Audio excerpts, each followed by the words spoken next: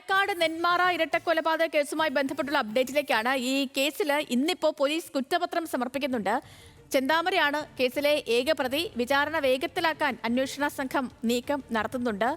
ജനുവരി 27-നായിരുന്നു ആ അതിദാരുണമായ സംഭവം നടന്നത്. അയൽവാസിയെയും അമ്മയെയും പ്രതി അതിദാരുണമായി അതിക്രൂരമായി വെട്ടിക്കൊന്നത്. ഇപ്പോൾ ഈ കൊല്ലപ്പെട്ട സുധാകരന്റെ കുടുംബത്തോടൊപ്പം പ്രസാദ് ഉറുമ്പശ്ശേരി ചേരുന്നുണ്ട് പാലക്കാട് നിന്ന്. പ്രസാദ്, ഏറ്റവും പ്രധാനം, ഗുഡ് മോർണിംഗ്.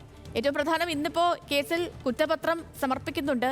ചെന്താമരയാണ് ഏക പ്രതി. അപ്പോൾ അന്വേഷണ സംഘത്തിന്റെ ഈ കുറ്റപത്രം സമർപ്പിക്കുന്നതുമായി ബന്ധപ്പെട്ടുള്ള വിശദാംശങ്ങൾ വേണം. ഒപ്പം പ്രസാദ് ഇപ്പോൾ മരണപ്പെട്ട സുധാകരന്റെ കുടുംബത്തോടൊപ്പമാണെന്ന് മനസ്സിലാക്കുന്നു. വിവരങ്ങളിലേക്ക് പോകാം. സേതുലക്ഷ്മി, ഈ കേസിൽ 58ാമത്തെ ദിവസം കുറ്റപത്രം സമർപ്പിക്കാൻ കഴിയുന്നു എന്നുള്ളതാണ്. അന്വേഷണ സംഘം ഇന്ന് ഉച്ചയ്ക്ക് ശേഷമായിരിക്കും ആലത്തൂർ കോടതിയിൽ കുറ്റപത്രം സമർപ്പിക്കുക. തുടക്കത്തിൽ വലിയ ആക്ഷേപം കേട്ട ഒരു കേസുകൂടിയാണ് നെന്മാറ ഇരട്ടക്കൊലപാതകം എന്ന് പറയുന്നത്. അന്ന് കൊല്ലപ്പെട്ട സുധാകരന്റെ ഭാര്യയെ അതിനു മുമ്പ് 2019 കൊലപ്പെടുത്തിയതിനു ശേഷം ജാമ്യത്തിലിറങ്ങിയാണ് ഈ പ്രതി പിന്നീട് ഇരട്ടക്കൊലപാതകം സുധാകരനെയും അമ്മയെയും കൊലപ്പെടുത്തിയിട്ടുള്ളത്. ആ കേസിലെ കുറ്റപത്രമാണ് ഇന്ന് സമർപ്പിക്കുന്നത്. നമ്മളിപ്പോൾ നിൽക്കുന്നത് സുധാകരന്റെ വീട്ടിലാണ്. അദ്ദേഹത്തിന്റെ 2 മക്കളും നമ്മളോടൊപ്പം ചേരുന്നുണ്ട്. ഇന്നിപ്പോൾ സുധാകരന്റെ ഭാര്യ വീടാണ്. ഇപ്പോൾ 2 മക്കളും ചേരുന്നുണ്ട്. ഇപ്പോൾ ഇതിനകത്ത് കുറ്റപത്രം സമർപ്പിക്കുകയാണ്. എന്താണ് നിങ്ങൾക്ക് പറയാനുള്ളത്?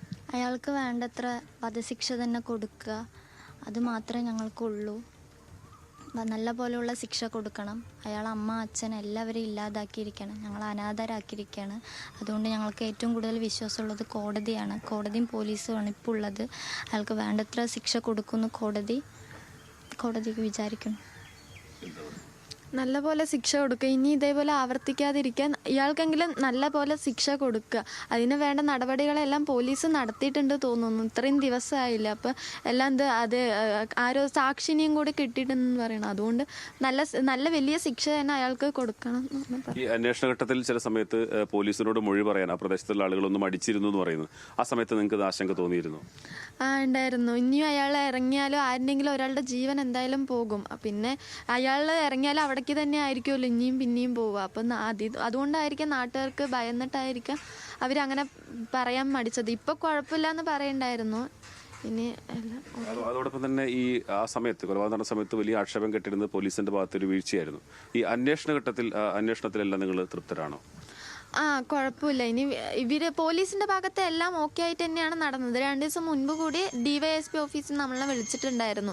അപ്പോഴും അവർ പറഞ്ഞു എല്ലാ റിപ്പോർട്ട്സ് ഒക്കെ ഇനി SP നെ കാണിച്ചു കഴിഞ്ഞാൽ പിന്നെ നമുക്ക് റിപ്പോർട്ട് ശിക്ഷയ്ക്കുള്ള എല്ലാ കാര്യങ്ങളും പോലീസ് റെഡിയാക്കിയിട്ടുണ്ട്. കുറ്റപത്രം ആയിക്കോട്ടെ, എല്ലാ കാര്യങ്ങളും വക്കീലായിക്കോട്ടെ ഞങ്ങളെ വിളിച്ച് സംസാരിക്കുകയൊക്കെ ഉണ്ടായി. നല്ല രീതിയിൽ കേസ് വധശിക്ഷയ്ക്ക് തന്നെ കൊണ്ടുപോകാമെന്നാണ് അവർ ഞങ്ങളുടെ അടുത്ത് സംസാരിച്ചത്. അത് വിശ്വാസമുണ്ട്. കോടതിയിൽ നല്ല വിശ്വാസമുണ്ട്. 3 പേരാണ്, അച്ഛനും അമ്മയും ഞങ്ങളുടെ താങ്ങാണ് ഇല്ലാതാക്കിയിരിക്കുന്നത്. അതിനുവേണ്ട എല്ലാ ശിക്ഷയും കൊടുക്കും എന്നാണ് വിശ്വസിക്കുന്നത്. എങ്ങനെയാണ് ഇപ്പം മുന്നോട്ട് പോകുന്നത്? ആ സമയത്ത് ഒരുപാട് പേര് സഹായമൊക്കെ വന്നിരുന്നു. സ്ഥലം MLA ഉൾപ്പെടെയുള്ള ആളുകൾ നിങ്ങളെ സമീപിക്കുകയൊക്കെ ചെയ്തിരുന്നു. പിന്നീട് എന്ത് സംഭവിച്ചു? അവിടെ നിന്ന് കുറേ വാഗ്ദാനങ്ങളും കാര്യങ്ങളും തന്നിട്ടുണ്ടായിരുന്നു. പിന്നെ അതിനുശേഷം ഒന്നും ഉണ്ടായിട്ടില്ല. ഞങ്ങൾ തന്നെയാണ് വിളിച്ചു പോകണത്. എന്താണെന്ന് വെച്ച് കഴിഞ്ഞാൽ ഞങ്ങൾക്ക് ജീവിക്കണമല്ലോ, പൈസ തന്നെ വേണം, കുറേ കാര്യങ്ങൾ ഞങ്ങൾക്ക് വേണം. അതുകൊണ്ട് ഞങ്ങൾ വിളിച്ചു പോവുകയല്ലാതെ അവരിങ്ങോട്ട് എന്താണ് ഒന്നും അന്വേഷിക്കണില്ല. പിന്നെ MLA പറ്റി പറയുകയാണെങ്കിൽ അവിടെ കുറേ സംസാരിച്ചിട്ടുണ്ടായിരുന്നു. അതിനുശേഷം ഇങ്ങോട്ട് വരിക നമ്മൾ കണ്ടതല്ലാണ്ട് പിന്നെ അയാളെ കാണുക, അയാൾ നമ്മളെ കോണ്ടാക്ട് ചെയ്യുക ഒന്നും ചെയ്തിട്ടില്ല. 10 ദിവസത്തിനുള്ളിൽ വരാമെന്നാണ് അയാൾ പറഞ്ഞത്. അതിനുശേഷം ഇങ്ങോട്ട് വരിക, സംസാരിക്കുക ഒന്നും ചെയ്തിട്ടില്ല. അയാളുടെ മേലുള്ള വിശ്വാസം കുറഞ്ഞു വരികയാണ്. എന്താണെന്ന് ഞങ്ങൾക്കറിയില്ല. ഈ അന്ന് നമ്മളൊരു അന്നത്തെ സാഹചര്യം കൊണ്ട് തന്നെയാണ് അന്ന് അതിരൂക്ഷമായിട്ടുള്ള വിമർശനങ്ങളാണ് ഉയർന്നു വന്നത്. പിന്നീട് ഒരു തരത്തിലും നിങ്ങളെ ഇതുമായി ബന്ധപ്പെട്ട് കോണ്ടാക്ട് ചെയ്തിട്ടില്ലെന്നാണോ? പോലീസുകാരായിട്ട് ഇല്ല. MLA പിന്നെ നമ്മൾ ആ സമയത്ത് ഒരു തർക്കം പോലെ ഉണ്ടായിരുന്നില്ല. അതല്ലാണ്ട് പിന്നെ നമ്മൾ അയാളെ അയാൾ കോണ്ടാക്ട് ചെയ്യുക ഒന്നും ചെയ്തിട്ടില്ല. അയാൾ പറഞ്ഞു നമുക്ക് വേണ്ട സഹായങ്ങൾ എല്ലാ സംരക്ഷണമൊക്കെ തരാന്ന് പറഞ്ഞിട്ട് പിന്നെ നമ്മൾ അയാളെ കണ്ടിട്ടില്ല. പോത്തുണ്ടി വീട്ടിൽ തന്നെ ഇരിക്കുകയാണെങ്കിൽ കൂടി നല്ല സെക്യൂർഡായിട്ട് ഇരിക്കാന്നാണ് അദ്ദേഹം പറഞ്ഞത്.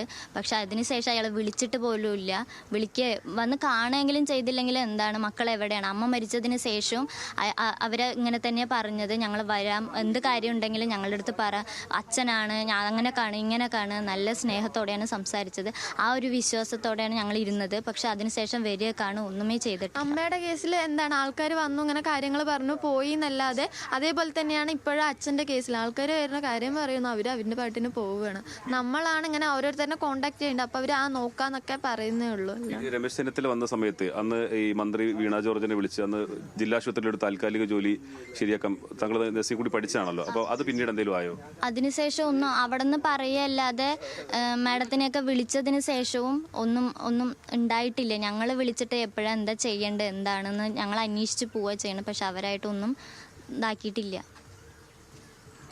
അതാണ് അത്തരത്തിൽ അവരുടെ ജീവിതത്തിലും പ്രതിസന്ധികൾ ഉണ്ട് എന്നുള്ളതാണ്. എന്തായാലും വലിയ പ്രതീക്ഷയിൽ തന്നെയാണുള്ളത്. അതിനകത്ത് പരമാവധി ശിക്ഷ കിട്ടാനുള്ള നടപടി ഉണ്ടാകുമെന്നുള്ളതാണ്. പോലീസ് അന്വേഷണത്തിൽ അങ്ങനെ കുറ്റമറ്റ രീതിയിലുള്ള ഒരു കുറ്റപത്രം തന്നെയായിരിക്കും സമർപ്പിക്കുക എന്നുള്ളതാണ് ഇവർ പ്രതീക്ഷിക്കുന്നത്. സത്യലക്ഷ്മി. ശരി പ്രസാദ്.